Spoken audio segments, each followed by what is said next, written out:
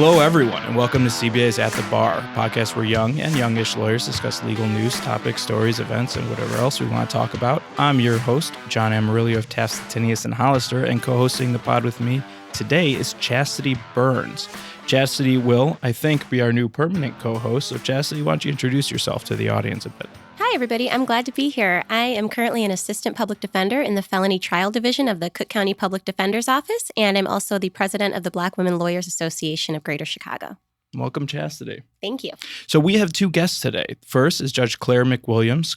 Judge McWilliams was elected to the Circuit Court of Cook County, Chicago in November 2004 and is now assigned to the Law Division Jury Section, where she currently presides over personal injury jury tort trials, including medical malpractice, construction, and complex toxic tort litigation. Since 2013, she's also been the supervising judge of the Cook County Asbestos Docket. We're also joined by Jayne Reardon, who's the executive director of the Illinois Supreme Court Commission on Professionalism. She has served as executive staff for the commission since its inception in 2006. Her prior experience includes counsel to the Review Board of the Attorney Registration and Disciplinary Commission, ARDC, and trial lawyer for the former Chicago law firm Wildman, Harold, Allen, and Dixon. Who are they now?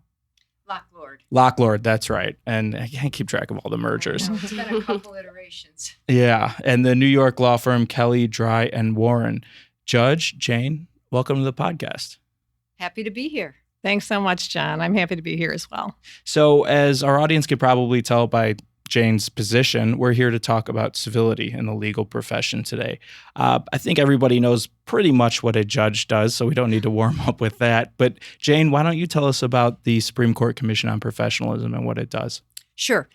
The Illinois Supreme Court established the Commission on Professionalism to address the incivility, primarily in litigation.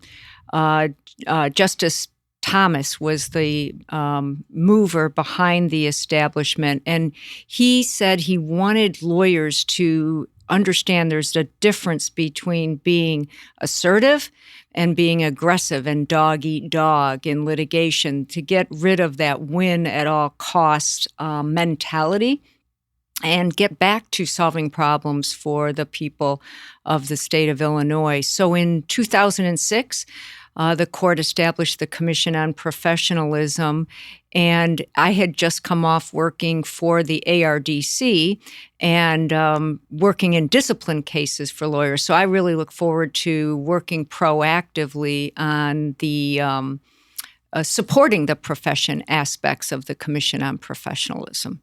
Civility is only one of the mandates that we have. But that's the one we're talking about today. That's why we're here today. So when we talk about civility, what are we talking about? We're not just talking about saying hello and being pleasant in the courtroom, right? No, it's much more than that. But if we're talking about lawyer civility, it is being polite and having manners and being respectful is part and parcel of what we're talking about with civility. The problem is when lawyers think of themselves as advocating for their client to the exclusion of all other aspects. We also have an obligation as lawyers to act as officers of the legal system. It used to be officers of the court, right? And make sure that... Wait, used to be? I still use that phrase. Is yeah, that not well, the phrase anymore? No, that's not it. Why? What's the phrase? It's been changed to the officer of the legal system. You've got to check your preamble to the Model Rules of Professional Conduct. It's been about a week since I read it. I missed that one too. Yeah. No, in 2010, they did change that, but most people don't know that. But okay. I get into the nitty gritty of the preamble. That's kind of what someone's on top yeah, of it. Somebody's got to do it. Okay. It's important. But anyway, lawyers do need to make sure, for example, you're well aware that that there's no perjury or falsification of evidence, and that our judicial system is based on integrity and what have you. And in addition, lawyers have an obligation to work for reform and to educate the public about issues like rule of law, et cetera.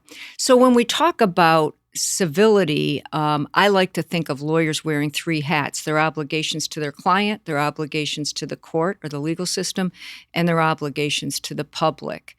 And as you probably know, lawyers kind of take a hit in the eyes of the public because we have let TV shows, I guess now it's not necessarily TV, but internet shows define what is good lawyering. It's not Boston Legal or in the old days, LA Law or Shark. I think Boston Legal's the old days now too. Yeah, they're all old days, aren't they? But the reality is we're working for something that's a higher calling as part of the legal profession. And when we get down and dirty and play too fast and loose with the ethical rules in order to win for our clients in this matter, I think we lose sight of the fact that the judges all remember who's who. The lawyers are all interacting with other members of the profession, and it may actually harm the next client or your credibility with that judge or with opposing counsel down the road. Judge, that just made you think of something. I saw you write something down. What was it? Well, I think there's a fine line between professionalism, civility, and ethics. And I think you cross over on all three at one particular level. And it's interesting what Jayne just said earlier about officers of the court. I still use that. I rely on lawyers as officers of the court to present to me honestly, ethically, and professionally, not necessarily in that order. But sorry, I missed it, Jayne. 2010. So let's just jump right into the kind of the elephant in the room with this issue. We live in a incivil country right now. The political environment is more toxic than it's ever been during my lifetime, in any event, and I think probably more toxic than it's been at least in a century. Have you seen this spill into the practice of law or judge in the courtroom at all?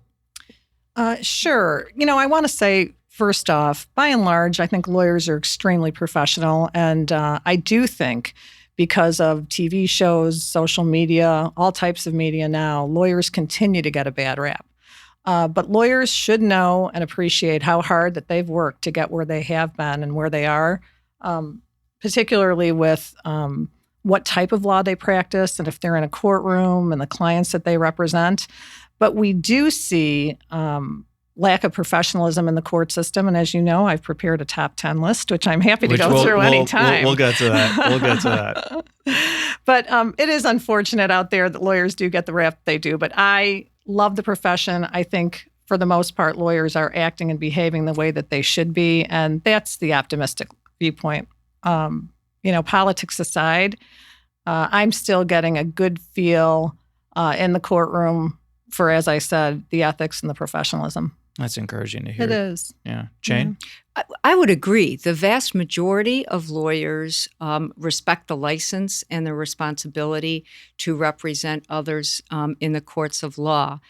That said, however, there are a significant minority of lawyers who will press for any advantage they can in order to win. Right. And you asked about the political discourse. That's a whole separate, elephant in the room. But there's no doubt that the conversation in social media and in other media outlets has gotten acerbic, sarcastic, and personal. And as lawyers, we're trained to not make personal arguments, but to attack the position with applicable case law and reasoned opinions and whatnot. What's disturbing to me from where I sit is a couple of things. I see increasingly people willing to call or label somebody who disagrees with them in a very personally pejorative way. Liars, cheaters, bigots, whatever. They're quicker to question motives. Yeah, and ascribe motives if they disagree with the position or the opinion. Right. That seems very, very toxic and very different over the last few years than it has been in the past. And where the overflow is, if you will, into the legal arena is my colleagues who work at the ARDC have told me that more than one time when they brought an attorney in for or followed up on a complaint for using language that's borderline skirting close to the ethical rules, the respondent has said, our president has done that, so why isn't it okay for me? Wow. Yikes. that's not a place I think we want to be as a legal profession, as a society. Right. That's true. And I see that oftentimes not only in the courtroom, but when there's attachments via email or hearing about it or seeing it in motion practice. Lawyers come into the courtroom all the time accusing each other of something that was said perhaps in a telephone conversation or again through electronic means. And that can be very hurtful. And it comes up in the court system when it shouldn't necessarily, because it shouldn't be happening back at the office or outside in depositions or outside in corporate meetings where lawyers are meeting and sitting down trying to settle cases on behalf of their clients. And speaking of attorneys and maybe even clients in the political climate that we have right now, have you noticed any different behaviors in the courtrooms in regards to the Me Too movement and how female attorneys are being treated or how they might be acting in court? Well, that's a good question. And something recent happened that I think bears some repeating here.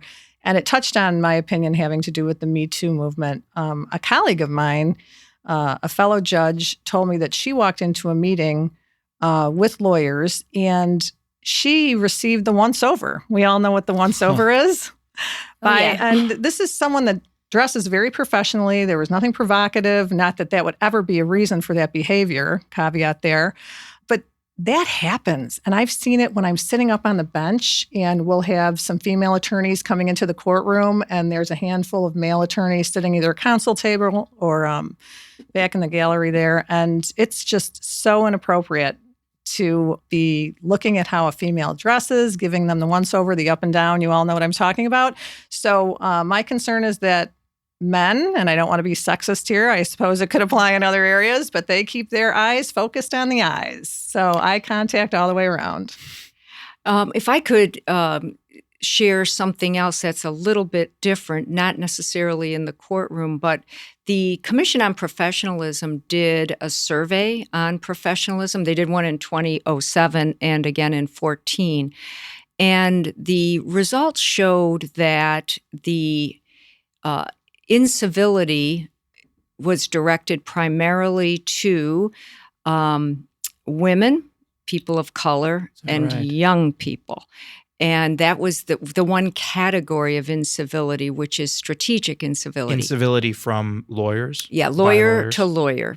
The lawyer to lawyer incivility was, we actually categorized the incidents. One area was basically bias and discrimination. One was just general rudeness, like interruption, taking up a lot of space at the bench in order to intimidate opposing counsel. But manspreading at counsel table. Manspreading, that kind of thing. That can go on standing and sitting, apparently. Okay. Yeah. But the last category was most interesting because it occurred mostly outside the viewpoint of the judge. And it was designed to specifically change up the rules, skirt the rules in order to gain an upper hand. So I thought that was quite interesting because it does impact young women and diverse lawyers more than others. What kind of behavior were you saying there? Are we talking about bullying, trying to coerce? Yeah, little lady, do you want to come here? Just something. Patronizing? Yeah, it could be patronizing. It could be interrupting. Mm-hmm. It could be sarcasm is a big one, dripping with sarcasm. That kind of thing that's really hard if you're in a conference room to call someone out, right? You have to make those, as a female, those split-second decisions, or as a young person, a person of color. Do I call them out? Do I ignore?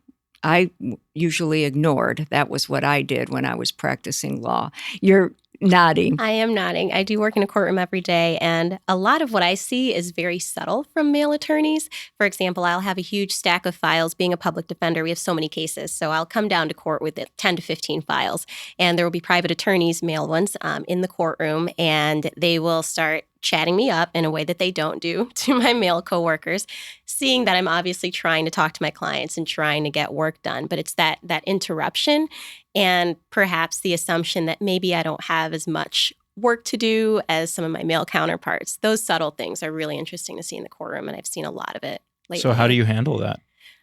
You have to be assertive, which women sometimes get in trouble for in a way that men don't. But you have to say, excuse me, I still try to be polite so that there's no scene being made. But I have a lot to do right now, a lot of clients to talk to. So I'm just going to go over here. And the main takeaway, too, I think, is that females know it's happening. It's not, no one's getting away with this. And there are many different types, I think. Sometimes it's unintentional. Other times it's meant to be intentional, disarming, okay? And really trying to get you off your game, particularly if it's a type of argument. I have seen male attorneys look at their female counterparts and ask them to please go make a copy of something for them. Things like that happen. That's a huge pet peeve. Yeah, it still happens. That's happened to you? Oh, yeah, definitely. Wow. Okay. I mean, as a white male, I can obviously identify. Sarcasm. So that shocks me. It really does. Okay. Yeah. So, and that hasn't changed. So when I was practicing in the 80s, you figured people call you a lady lawyer. They would assume you were the court reporter. I thought those kinds of behaviors should have been left in the rearview mirror a long time ago. They're still going on.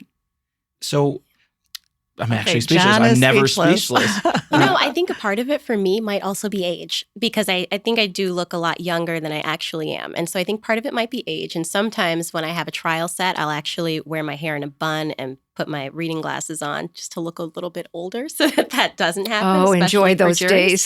Something that I don't think men consider before going to trial. Are you ever mistaken for the paralegal in the room or, not the attorney, not the first chair? There you go. Yes, I am.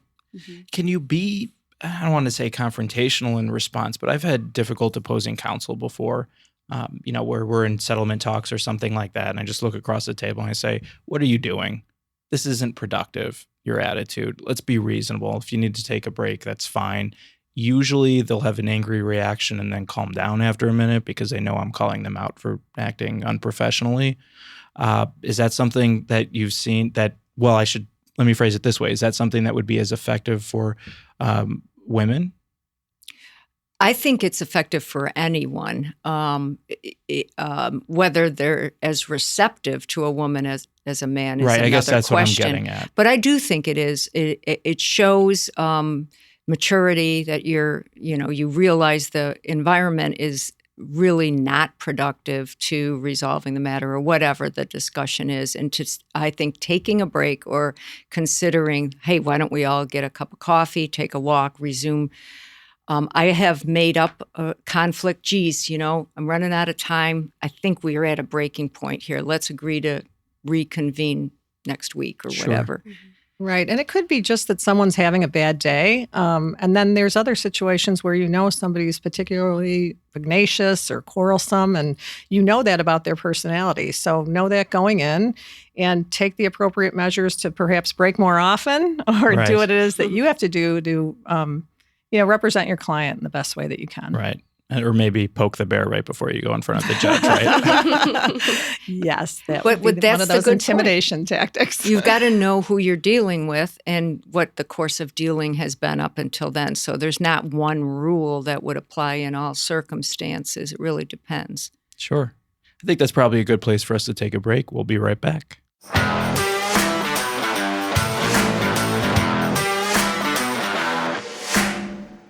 This episode of At the Bar brought to you by One Legal, America's top-rated court filing solution. One Legal's simple workflows and local support make it easy to file in large and complex courts like Cook, Marion, and LA counties. Chicago bar members get up to 15% off. Learn more at onelegal.com/CBA.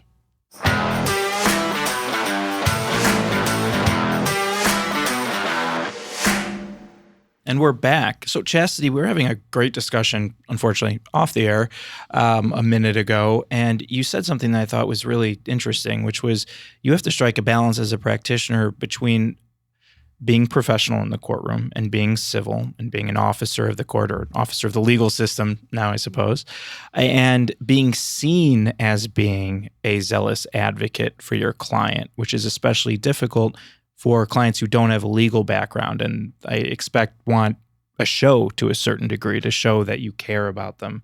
Could you talk about that a little bit? What do you mean? Sure. Yeah. And I think this is an issue that all criminal defense attorneys experience with their clients, where unfortunately our clients are out there watching Law and Order and Boston Legal, and they see these big, flashy lawyers yelling and screaming in the courtroom, not acting very civil, but that's what they come to expect. And public defenders find it to be a particularly difficult expectation because we're actually assigned to the same courtroom every single day. So we could go out and we could be super aggressive and yell and scream, but then we have to come back and see the same judge and the same prosecutor tomorrow.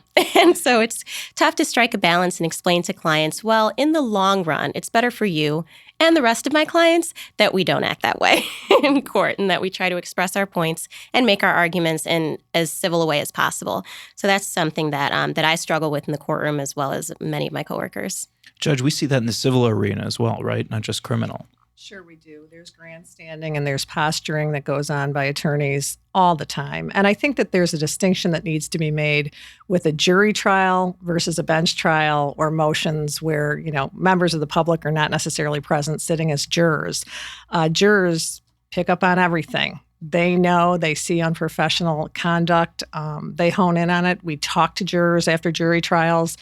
I believe there's such a thing as a jury tax. Meaning, if there's a particular lawyer that they don't like, and that lawyer is going to win or lose, they're going to win or lose harder, one direction or the other. But I also think perhaps, Chastidy, in your situation, the judge, you're familiar with the judge, they kind of know. And lawyers that are put in precarious situations where they have to grandstand in front of their clients, walk right up and say, "Good morning, Your Honor. I want you to know that my client is sitting right here in the courtroom with me." Right. And that way you can get a heads up. And I think we kind of get it. You do have an obligation to represent your client to the best of your ability. And if that's orating a little bit more tenaciously than you would be otherwise, that's okay. And sometimes there are little tricks to do that and kind of let the judge know. If you say, "For the record, judge," and then say whatever your client wanted you to say. Absolutely. They know. Jayne, do you see lawyers getting into trouble trying to grandstand for their clients?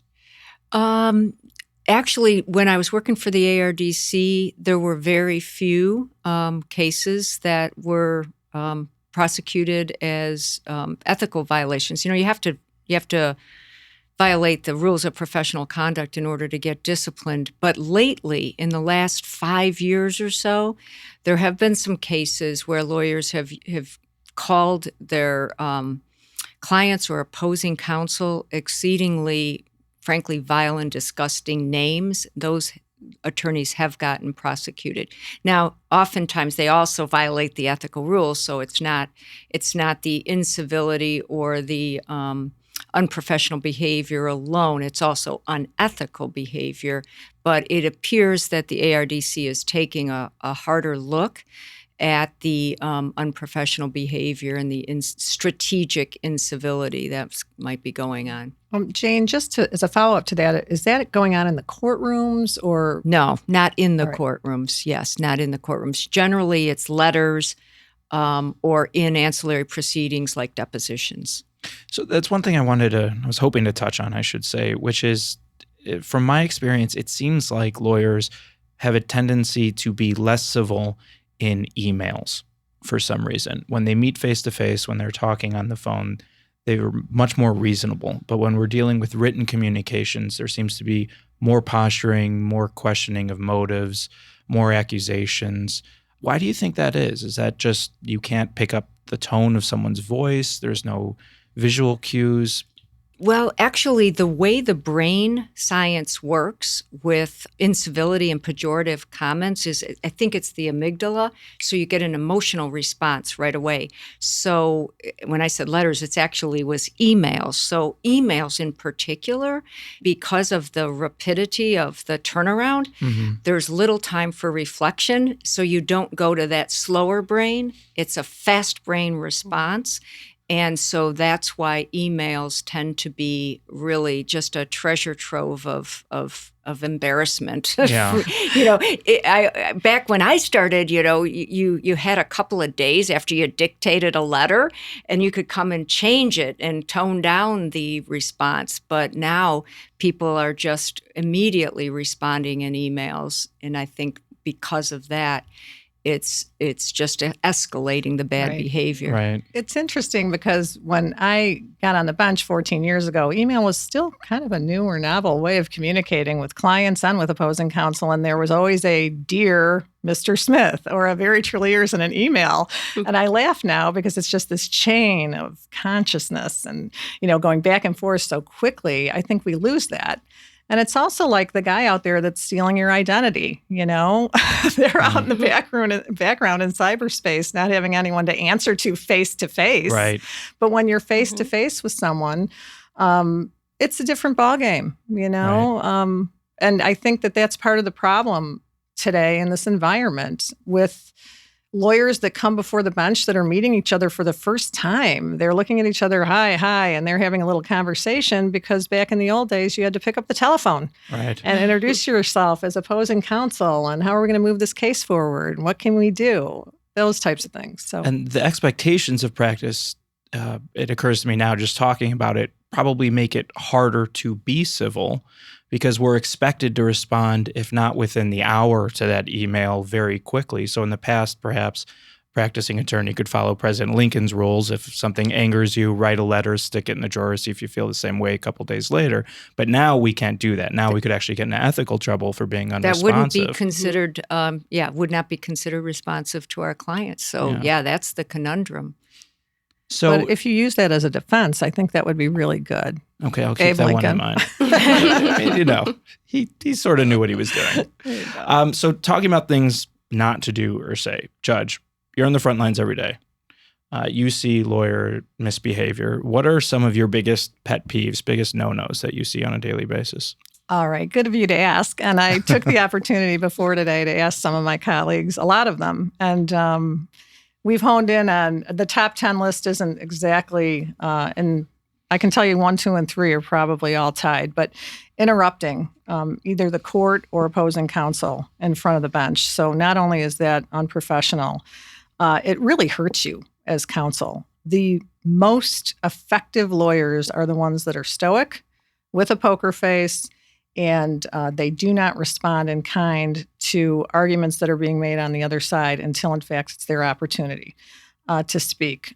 So having a discussion with opposing counsel, like, I can't believe they just told you that, Judge. I turned over that discovery last week. Didn't you get it? Well, I got it, but didn't you email me yesterday? And on and on, particularly when you have a very crowded courtroom and you're trying to move a call. So those are key problems. And I've seen lawyers start to question each other when they're in front of the bench, right? Oh, sure. It happens all the time. And judges never seem to like that. Judges don't want, I don't think they ask for any conversation between lawyers in front of the bench. I mean, that's not really the purpose. If you have something to discuss, do it out in the hallway or clarify that before you approach the bench, because then you're wasting the court's time and really each other's time. What's another one? Misquoting cases and disregarding court orders. Yeah. I'm not a big one for sports analogies, but let's imagine that Rizzo hits a line drive somewhere and he gets called out at first base.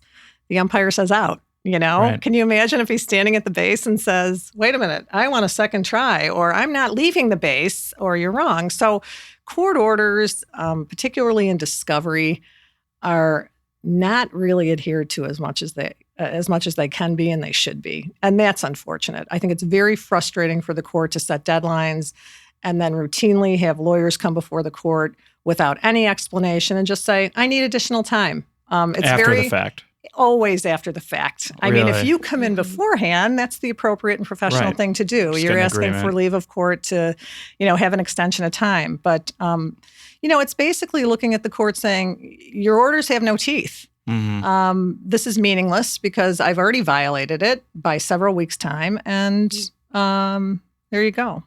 I'm always amazed when I see other lawyers misquote cases or, improperly cite them, because it gives you such an opening without adjectives, without commentary, to completely undercut their credibility. And yet you see it with incredible frequency. I wonder if it's not so much intentional as it is just a result of sloppy research, only reading the head notes and things like that.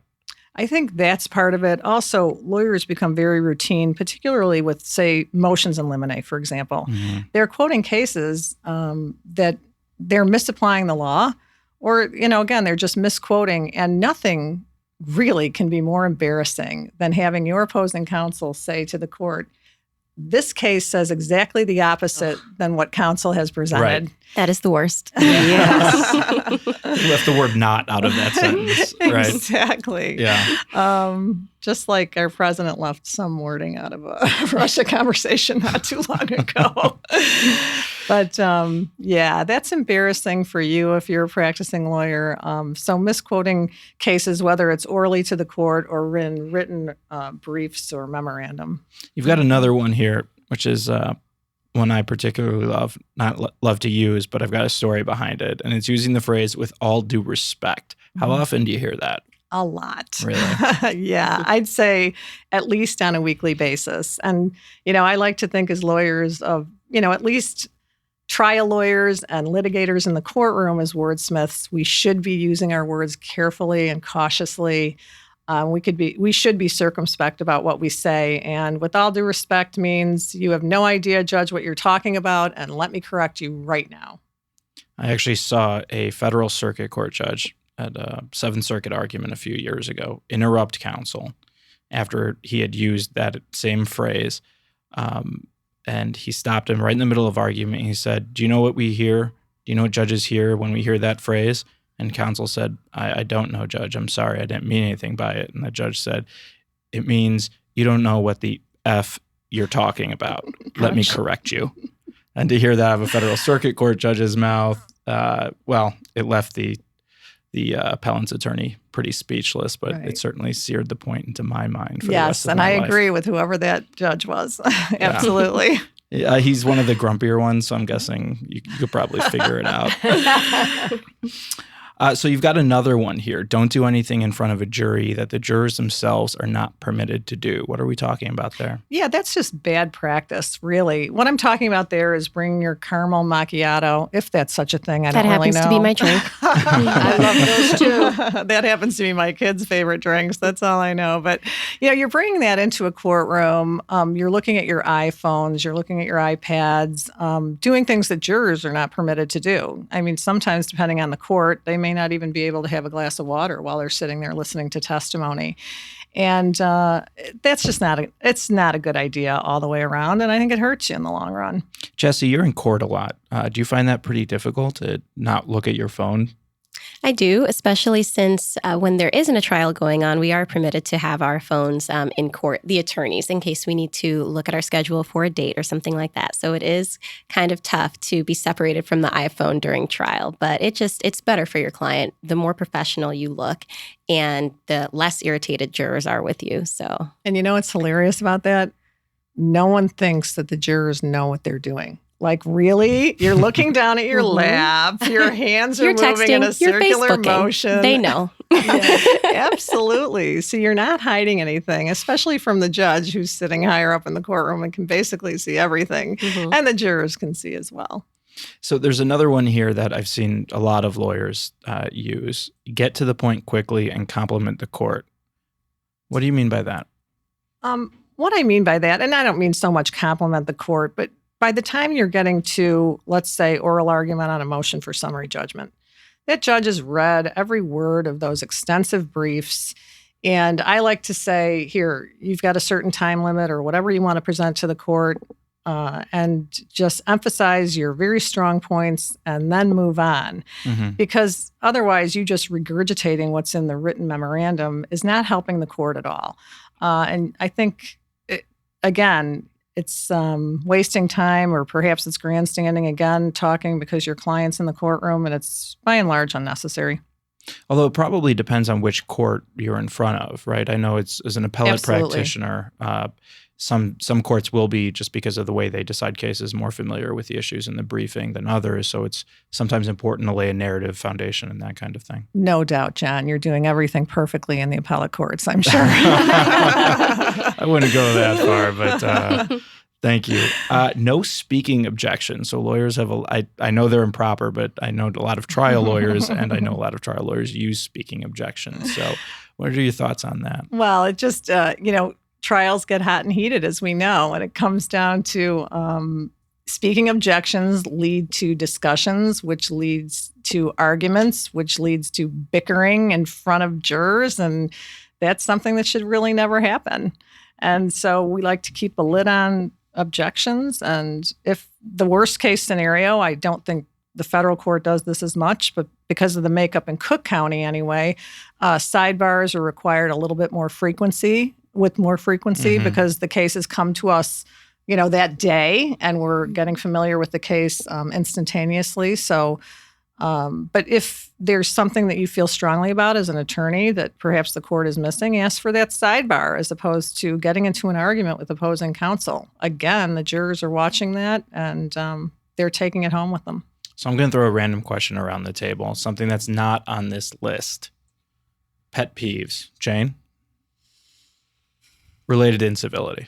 Pet peeves related to incivility. Back when I was practicing, I think it was lady lawyer. The phrase? The phrase lady lawyer. Yeah. And I think it was meant to be demeaning. Right. And there was for example, if you come up, there's an order for how you're supposed to be presenting your motion, right? And what's going on. But oftentimes, back in the day, I'll be curious to see whether this is still going on. There would be a forced over chivalry kind of thing. Well, let's let the lady lawyer speak kind of thing, dripping with sarcasm. Yeah. So that's seared into my memory from years gone by. Fortunately, I think that's gone by the wayside. Thank you. Progress. Or hopefully, for sure, in the courtrooms where there are lady judges. Right. Yeah, I would hope that wouldn't be going on. But yeah. I don't know if it would be incivil, but I think if I heard another counsel use that phrase, I'd probably smack him on the back of the head. Yeah, that may be incivil too, depending on how hard you smack him. And what was in your palm. It would be much appreciated, though. That's true. Right. That's Not enough true. to constitute battery, but Chastidy. The first thing that comes to mind is when attorneys are over familiar with the judge when they're up at the bench on the record and they ask the judge, oh, well, where are you vacationing next? Where are you going to dinner tonight? How are the kids? It's just like basically having a lack of respect for a really long court call and other attorneys who are in line to get their cases called. That really bugs me. But it's probably not a lack of respect. It's signaling I have an in with the judge. Schmoozing. It really undermines the whole unbiased position that we should be holding our court in. Exactly. Yeah. Which undermines having an in with the judge, right? I mean, I don't get that kind of behavior. Judge? So I do not like being told that if I rule a particular way, it's going to constitute reversible error. Mm-hmm. That makes no impression on me one way or another. I think that attorneys think that that's going to help sway their position, and it really doesn't. It's a threat, right? It kind of is. It's a veiled threat. Mm-hmm. And I think it's very offensive, particularly to some colleagues of mine. I don't care for it one way or another. I don't think it's a good idea. The other thing is I don't like when attorneys say, reference another judge without saying judge. They can do it in all sorts of contexts, but they just use the last name. And I'll say, for example, who is that? Oh, you mean Judge Wright, or you mean Judge Flannery, or, because they'll just talk about, using the name or whatever it is. Oh, really? Yeah. First name or without last the name? honorific? Just the last name without saying judge before it. Oh, that's just openly disrespectful. Yeah. Yeah. I think it is, and I'm glad you agreed with me because it's not a big deal, but it resonates with me. And so I'll question them about that. And also, ma'am, I brought that up in my list. So I saw that in your list, and the first thing that popped in my head was, well, what if they're Southern? That is a good point because a lot of Southern attorneys that are in front of me use it, and they're used they can't to it, break it. And they would not have any idea that was disrespectful. I just don't see the evenness of that because I don't hear a counterpart to that. In other words, I don't hear my male colleagues being referred to as sir. Really? So I don't want to be called I call my ma'am. father sir, so I use that Is all your the father time. an attorney? He is. Oh, okay. Yeah. Sorry, I didn't know, but that's good. I keep doing that. Dad usually works for most people, but at any rate, I I think ma'am makes you feel old. Sure. Yeah. And if I thought that it's not particularly offensive, you asked about pet peeves, so Yeah. I decided to throw it out there. That's a good one. Yeah. That's probably a good place for us to take our break. We'll be right back.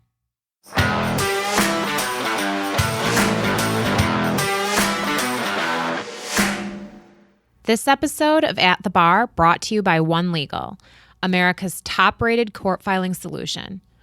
One Legal's simple workflows and local support make it easy to file in large and complex courts like Cook, Marion, and LA counties. Chicago bar members get up to 15% off. Learn more at onelegal.com/CBA.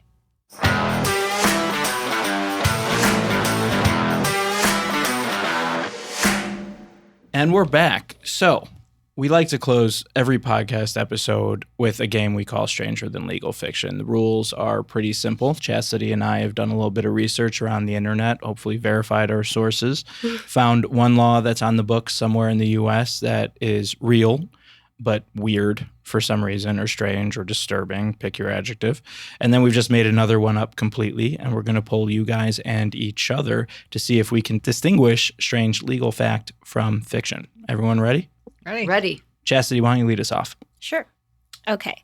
In Galesburg, Illinois, there is a $1,000 fine for beating rats with baseball bats. Oh. Okay. Can I check my magic phone? No. Okay. Phones down. No cheating. No phoning friends. Okay, what's the second one? In Naperville, Illinois, it is illegal to walk down a public sidewalk while eating an ice cream cone. Judge, what do you think? Oh, I have to go with Naperville. Sorry, I'm just going with Why? that. What?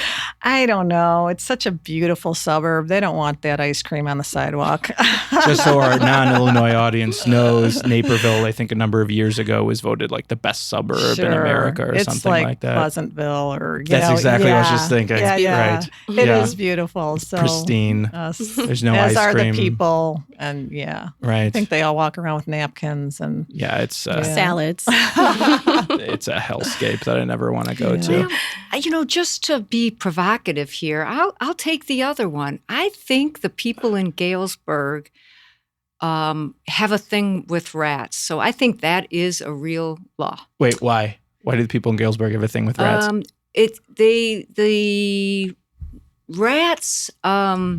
Is it illegal to hit the rats? Is that the law? With a baseball bat. With a baseball bat, yeah. No, actually, they have a thing about bats and baseball there, and they don't want to sully their bats with the rats. So that's why I think it's a real law. And I think that there's a bad cat population down in that part of the states. Oh, really? Yeah, so they want to keep their rats Just making that up. They want to keep It's their our job rats to make things I up. just wanted to rhyme bat with cat somehow. I think it sounded good. It does sound It good. does. It does Rats, sound good. bats, and cats. There you go. They're going crazy in Galesburg. I'm going to go with the Galesburg one, if only so PETA doesn't target me for saying anything wrong. Should I reveal the answer? Please do. Okay. In Galesburg, there is a $1,000 fine for beating rats with baseball bats. But the one about the ice cream cone, it's not true for Naperville. However, I was watching the Food Network, and in Carmel, California, it was illegal up until 1986 to walk down public sidewalks while eating an ice cream cone until Clint Eastwood became mayor and changed the law. All right. Stranger than fiction. That was very unprofessional of you to trick up a judge like that, Chastity. I'm just saying. My Reversible apologies. error. With all due respect. All right. So option number 1. In Missouri, it is illegal to sell homespun cloth in quantities exceeding the lesser of 10 yards of fabric or 5 pounds. That's option number 1. Option number 2, in Minnesota, any contest in which participants try to capture a greased or oiled pig is illegal. Jayne, you had a reaction to that. What are you thinking? I think that the Minnesota law is accurate. I understand there's quite a rodeo and culture where animals run around and you vote on them and whatnot. So I think we would want to keep them greased up so they can be frictionless for their races. So therefore, that law is true. Okay. Judge? I agree with Jayne on this one for sure. I'm going with Missouri fabric. Wait, I thought you. Wait. No. You think the Missouri one's real? I do. Okay. And I Jane So thinks the you Minnesota I one's real. disagree. I apologize. Okay. Yeah. Just want to I make sure disagree. everyone's in the right category so Right. we can claim the appropriate amounts of credit when one of you And is what, the wrong. prize money, of course. Right. Chastity, what do you think? I'm going with number 1. I think it sounds very specific and very realistic, and number 2 is just ridiculous.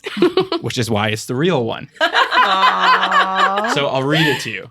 Section 343.36, entitled Greased Pig Contests and Turkey Scrambles. No person shall operate, run, or participate in a contest, game, or other like activity in which a pig, greased, oiled, or otherwise, and I don't What's know the what otherwise? Mhm. let's That's not scary. go there, is released and wherein the object is to capture the pig, or in which a chicken or turkey is released or thrown into the air, and wherein the object is the capture of the chicken or turkey. Any violation of this section is a misdemeanor. Oh, had I heard the turkey part, I would have completely gone with that Yeah, one. that would have Yeah. revealed it. Yeah. As, Right. Yeah, really good. If any of our Minnesota listeners advertising. could shed light on exactly how bored they are up there, I think that would be helpful, because there's got to be a story behind that, right? I made one Jane, up. maybe one of your rodeo That's a things? reactionary law for sure. Yeah. Well, I just thought, I figured that Me Too would be coming up today, and I thought some kind of reference to greased pigs would be appropriate to tie in. Oh, interesting. I'll let Lipsticks you on do that pigs. tie-in. Okay. And I think that's going to be our episode for today. Remember, you can download us on iTunes, Apple Podcasts, Google Play, or wherever the finest podcasts are given away for free. Please also follow us on Facebook, Twitter, Instagram, and other social media platforms at CBA at the Bar. I want to thank our executive producer, Jen Byrne, our sound crew, Ricardo Islas and Steve Wyrick, and my new co-host, Chastidy Burns, who did a great job on her first time out. Thanks for joining us, and we'll see you soon at the bar.